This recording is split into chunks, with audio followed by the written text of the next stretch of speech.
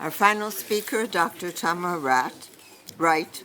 Like Daniel and Miriam, she also enjoyed some measure of personal contact with Rabbi Sacks. Her academic research focuses on 20th century Jewish thought, including a recently published book entitled The Twilight of Jewish Philosophy, Immanuel Levinas's Hermeneutics, and several articles focusing on the thought of Martin Buber, Fackenheim, and other representatives of post-Holocaust theology. However, in addition to serving as research fellow at the London School of Jewish Studies and adjunct professor at Bernard Revel, Tamra has also been involved in multi-faith educational initiatives and leadership development training. Tamra's current research project, inspired by Rabbi Sacks, involves developing a new musal, combining positive psychology with Jewish sources. B'kasha.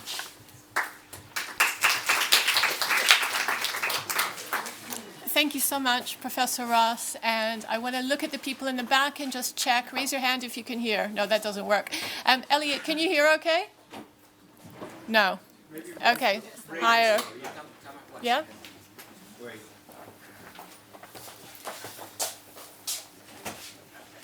So while we're waiting, let's all wish Elliot a very happy birthday. He heard that. Everyone, I really appreciate your patience. It's not the favorite slot for most speakers right before lunch and right after such a rich morning of discussion, debate, conversation, and scholarly input into the very first publication, academic publication of Rabbi Sacks, which we have now confirmed was the essay Alienation and Faith. Is that correct? I'm asking you, Larry. Alienation and Faith. Alienation and Faith was spring, summer, 73. And Rosensweig was winter. So we were close. We were close. Okay, so scholarly details. Scholarly details are very important. The other important thing I want to tell you has been going on behind the scenes is there's been a conversation about who amongst the students of Rabbi Sacks started to learn from him first. So I'm going to put in a bid for the autumn of 1987, and if you can top that, come and speak to me after lunch, and I look forward to hearing from you. The other thing that I want to do is, just before we get into a little bit more philosophy and a little bit more storytelling, is to think about what would have been very important for Rabbi Sacks to do if he had been here. And at this point, I look to Elaine and I look to Joanna. And I tell you that one of the things that I learned from watching him over so many decades is that he would have noticed the people behind the scenes. Am I right, Joanna? Yes. And he would have thanked them. And so I hope we have the names right. You've all heard the thank yous to the organizing committee, to the academics who've done such an amazing job, and to the leadership team of Bar Ilan that have welcomed us and created this amazing conference. But, Miriam, I believe that there are other people behind the scenes who we in the hotel, the lecturers staying in the hotel, have particularly appreciated, knowing that magical taxis arrive when they're needed, take us to these foreign places that we need to get to, and then come and collect us at the end of the day. It's incredible. So I believe the people responsible are Yafit and Ora, is that correct? Tzipi, Ora, and Leora, Shelley, Shani, Nati. Okay. All right. So big round of applause for them. Thank you so much. Okay. So my first title is There is a Moral Obligation to Be Clear. Thank you, Miriam, for identifying the source of that quotation. But if any of you, apart from the people in the taxi with me last night, know the source of that quotation, again, please talk to me at lunchtime. I'm going to tell you a little bit about that at the end of my talk. And then my subtitle is Continental and Analytical Philosophy in the Thought of Rabbi Sacks.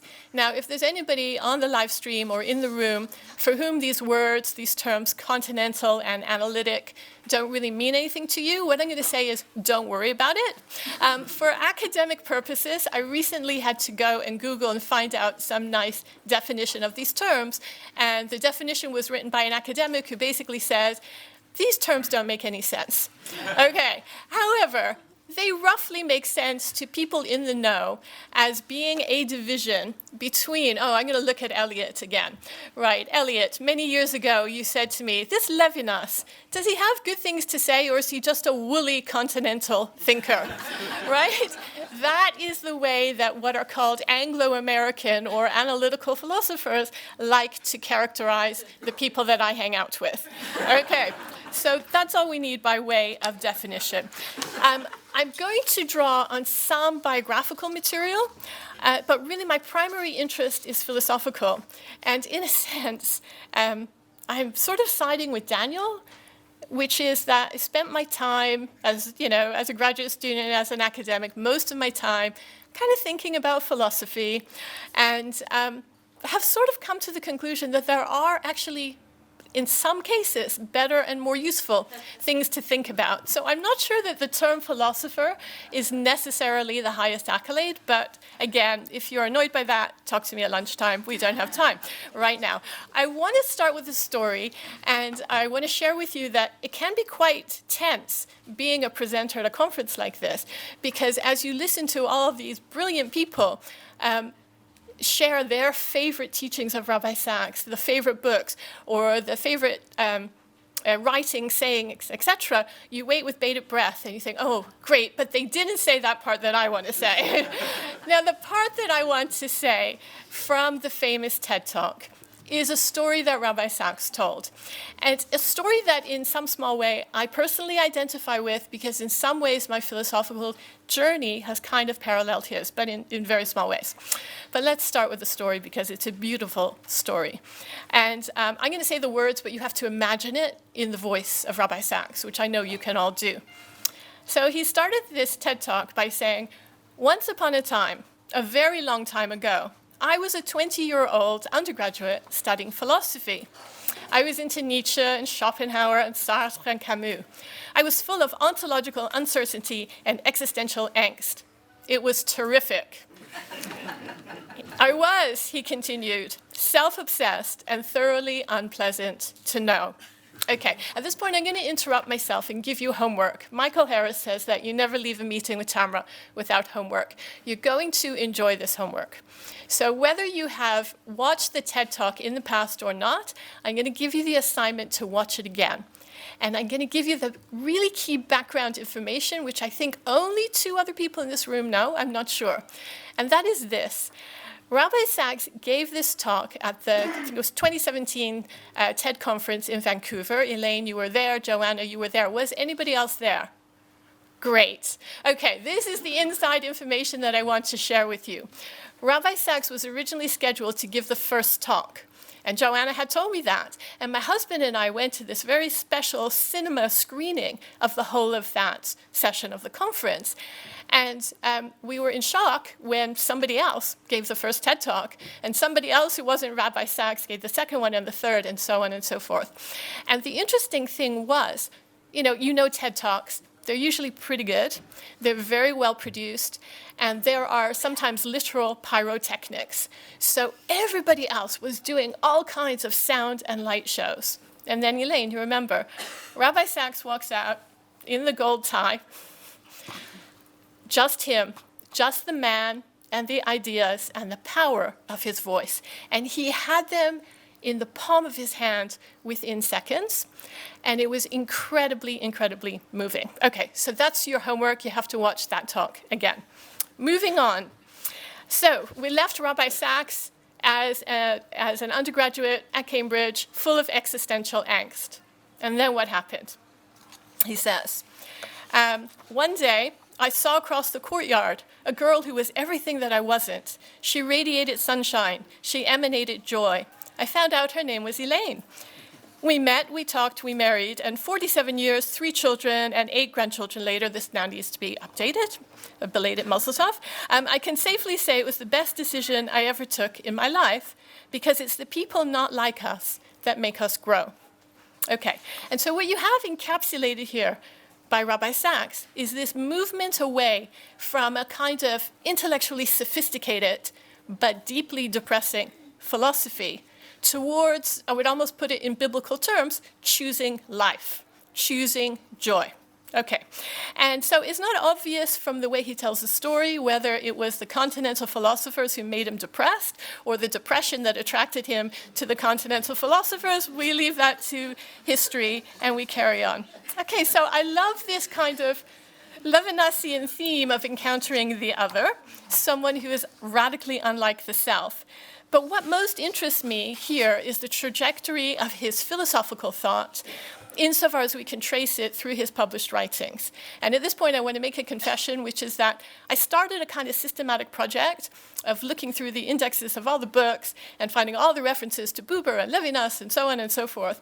But then I got sort of pulled into an idea, and it's really the idea that I want to emphasize. But there we are. So I want to go back to the kind of intellectual biography that he portrays in this TED Talk, and I want to refer, as so many people have done today, to his first published book that Larry is holding. And I want to say to you that Rabbi Sacks was a voracious reader. We all know that. And he read some surprising things as well. You know, for example, one of his children had The 4-Hour Work Week by Tim Ferriss on his bookshelf. And I said, that's interesting. How'd you come across that? He said, oh, Rabbi Sacks recommended it. Right? So he read voraciously. He read everything. And so, of course, he read the Continental philosophers. And some of their ideas come out in his books, sometimes to critique them, sometimes to engage with them, whatever. But in general, I would say that the Continental philosophers that he talked about in the TED Talk don't really appear all that much in his published writings. The references to the French existentialists, I would say, are not much more detailed than we might reasonably expect from a well-read thinker who came of age in the 1960s. I know for younger people here, you can barely imagine what that would be, but that's okay, right? And also from my knowledge of the Cambridge philosophy curriculum, they would not have figured heavily on that reading list, right? So those in the know are laughing in the corner. That's great. Okay, and then the German philosophers as well. Often in his later writings, when he talks about those German philosophers, it's in the context, as Miriam said, as talking about their anti-Semitism, right, and the problem of anti-Semitism within German philosophy. However, Nietzsche actually emerges as a key reference point, or even a foil, in his book, The Great Partnership, and elsewhere. And he acknowledges the importance of Nietzsche's description of the age of the death of God, for understanding what is at stake in our contemporary Western world's turn away from religion. And I'll return to this. So in his first book, though, he does pay attention to 3 European Jewish philosophers, Buber, Rosenzweig, and of course, Soloveitchik. And his discussion of Buber concludes with the following assessment. He says that Buber actually belongs not in the tradition of Jewish thought, but in that of post-Kantian and existentialist philosophy. And of course, Rabbi Sacks, as an Orthodox thinker, takes issue with Buber because Buber rejects the idea of heteronymous halakha. Okay? And what Buber talks about is the reality of revelation, but for Buber, revelation is without content. There's a revelation of divine presence, of the presence of what he calls the eternal thou, but there's no content to it. He says, the quote is, man receives, and he receives not a specific content, but a presence. And after carefully outlining some of the key ways in which Buber's understanding of Chassidut and of biblical theology differ from more traditional approaches, Rabbi Sacks concludes with a paradoxical statement. And here I'm interested in what Jonathan Reinhold was saying about the need for a public intellectual to say clear and memorable things. So this book is, as you said, is much more dense than many of the later books, but he has this memorable turn of phrase where he says that the most we could claim for Buber would be that he was the theologian of Jewish secularism. Okay, so we will find allusions to Buber. We will find the language of I, thou in his later writing. But there are also many places where I find him talking about the relationship between self and other, and I expect him to reference Buber or Levinas or Rosenzweig, and he goes elsewhere, which I also find very interesting. But continuing on, there's a chapter on Rosenzweig, which Miriam quoted from, but again, I was relieved that it was a slightly different quote.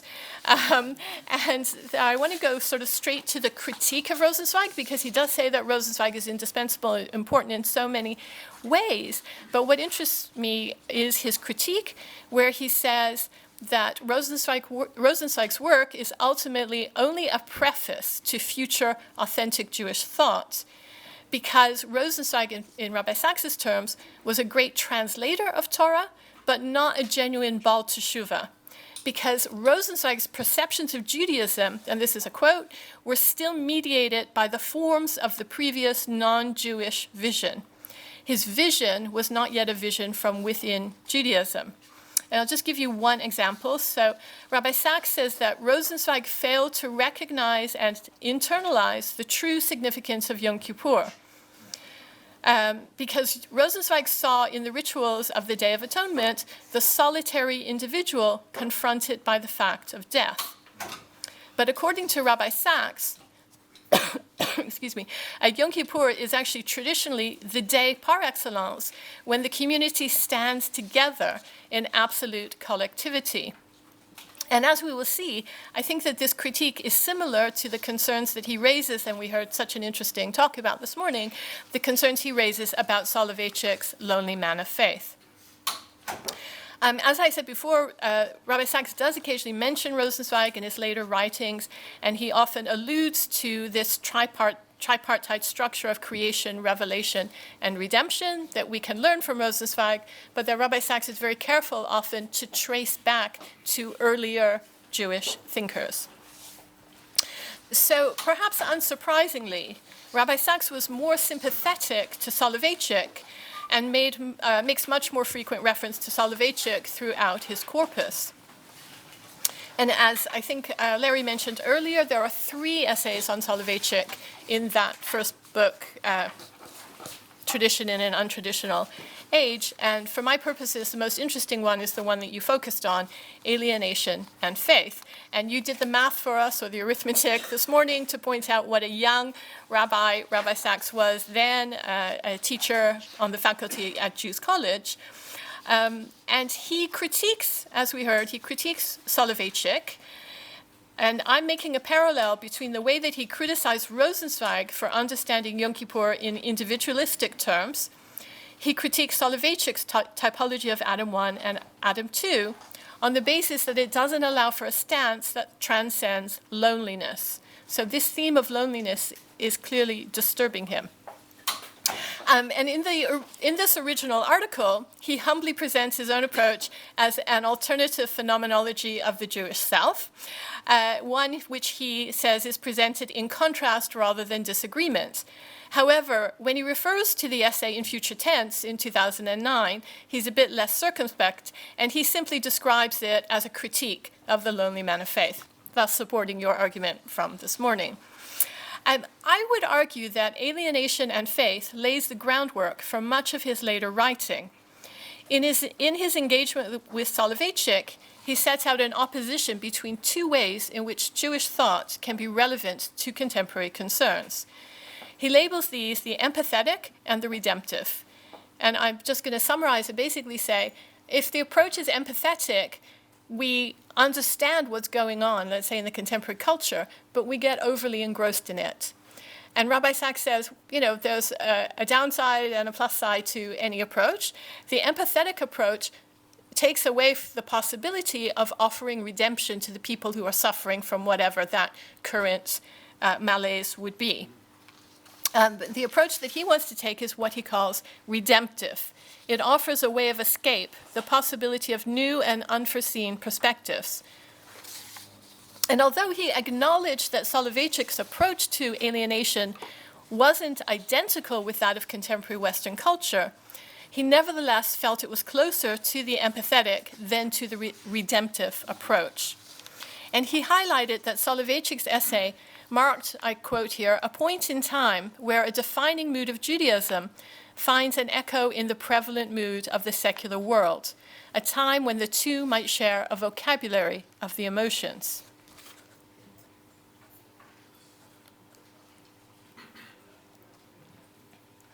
And instead of that, Rabbi Sachs argued for this redemptive approach. He argued for an understanding of Judaism that holds out the promise of a more harmonious way of being. There is, he wrote, a sense strongly present in the account of Adam's creation, persisting through the Torah, explicit in Psalms, and analyzed often enough in Kabbalistic sources, that alienation and loneliness are defective states, the consequence of sin, and that the religious man, I would say, or woman, of any age transcends divisions, subsumes contrast into harmonious emotion, and exists in unmediated closeness to God, the world, and other Jews. Tamara, I know that time doesn't permit a full exposition of the details of this argument. Nobody's after you. You can go on forever. But they might be hungry. But Rabbi Sachs' summary at the end of the article is significant. And again, I quote, he says, in summary, not one but two readings of the inner possibilities of the Jew are implicit in tradition. And with them go two interpretations of man's creation, of his stance toward the world and God, and of the nature of his relation to other men. And at a time when loneliness is the condition of the estranged Jew, one reading offers empathy, the other healing. And of course, obviously, Rabbi Sachs is going to opt for the stance that offers healing. So this is the point where I got kind of pulled in and very interested in the content rather than just sort of what's he doing with the Continental philosophers. And I think that we see here, as also Miriam pointed out in a slightly different way, we see here in this very early essay, Rabbi Sachs setting out what his mission is going to be. And I want to say that in the most general way, his mission was to offer a gateway into redemptive healing for Jews and for non-Jews alike. And that methodologically, what interests me is that his approach to both Jewish and secular thought was to evaluate interpretations and ideas, not just on their intellectual merits, which are important, but on his assessment of their real-world consequences and implications. And it seems to me that it was on this basis that he rejected both the Continental approach to philosophy, with its existential angst, dialectical tensions, and ontological uncertainty, and the analytical streams of philosophy that were prevalent during his university studies. And this is where I get it back. I come back to Eliot and say, well, you call us woolly, but listen to this. Okay, so Continental philosophy, we've already talked about why he rejected it at the time. But he also rejected the language-focused analytical approach that held sway in Oxford and Cambridge during his years of postgraduate study. And he did so not because the philosophy would have direct negative consequences, but really because it would have no consequences whatsoever. It was completely lacking in relevance. And I'm going to quote from The Great Partnership. He says, it seems like analytical philosophy had given up on the big questions. It seemed less like the search for wisdom than a kind of high-minded lexicography, as if the great arguments that had divided serious minds for 25 centuries could be resolved or dissolved by mere reflection on what words mean. Okay, more things to argue about over lunch. I'm looking forward to that. So as we have seen, he rejected the European Jewish thinkers, so our Rosenzweig and Buber, on the basis that their approaches were not fully aligned with key elements of traditional Judaism. And as we've seen, I think several times today, even Soloveitchik's work was critiqued due to sharing a despairing mood with contemporary Western culture. And so I just wanted to return to the biographical for a moment. If the analytic approaches were unsatisfying, existentialism and other continental approaches were too depressing, and the Jewish dialogical philosophers were just not quite Jewish enough, what was a young Jewish philosopher to do? As he recounts in The Great Partnership, the questions he began grappling with during his student days went well beyond his concern to reconcile his personal commitment to Jewish faith with the scientific and philosophical understandings of the day.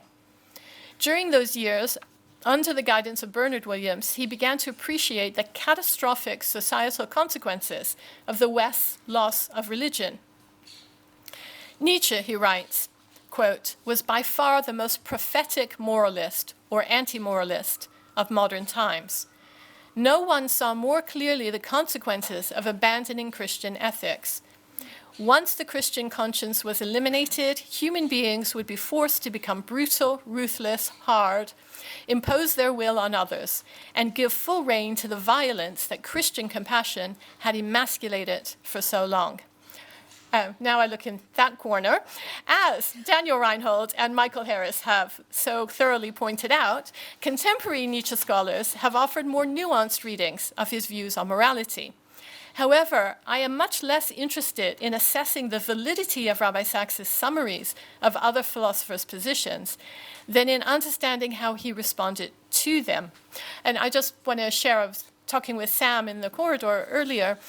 Harold Bloom has this idea about poets, that every poet has to sort of start afresh, and that what they do is strong misreadings of their predecessors, right? And by sort of creating an image of their predecessors as wrong in some way, bad, not good enough in some way, it creates space for them to find their own voice. And maybe some of the time when Rabbi Sachs is just a little bit slapdash in his portrayal of the arguments of some of our favorite thinkers, he's doing that. He's creating a foil, and what's really important is what he has to say of positive consequence, as opposed to the kind of nitty-gritty, nuanced details of a scholarly exposition of some other philosopher. Okay, there we are. That was Tamra digressing from Tamra's text. I'm going to come back to it. Okay, so I think that in this instance, coming back to Nietzsche, what he took from Nietzsche and from others was a warning about what will happen if religion collapses in the West, and he sought to present an alternative. His discussion of Nietzsche, and I'm particularly interested in his use of Camus, is emblematic of how he chose to operate philosophically. Commenting on Camus' notion of the absurd, he points out its similarity to Greek tragedy, insofar as it is an outlook that believes in fate rather than freedom, and that in the deepest sense is bereft of hope. Most importantly, he says, this view, and here I quote, is coherent, lucid, perfectly rational within its own terms of reference. End of quote. There is, in other words, no purely rational reason for dismissing this worldview. But on the other hand, there's no purely rational reason for embracing it either. And here's the rhetorical question.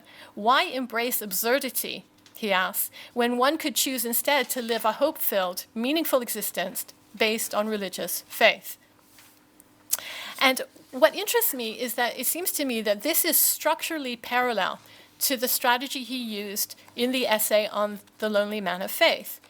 What he likes to do is to show that there are alternative interpretations and to choose the one that is more conducive to a happy, meaningful life and one that is in keeping with traditional Judaism, or with Rabbi Sachs's understanding of Judaism.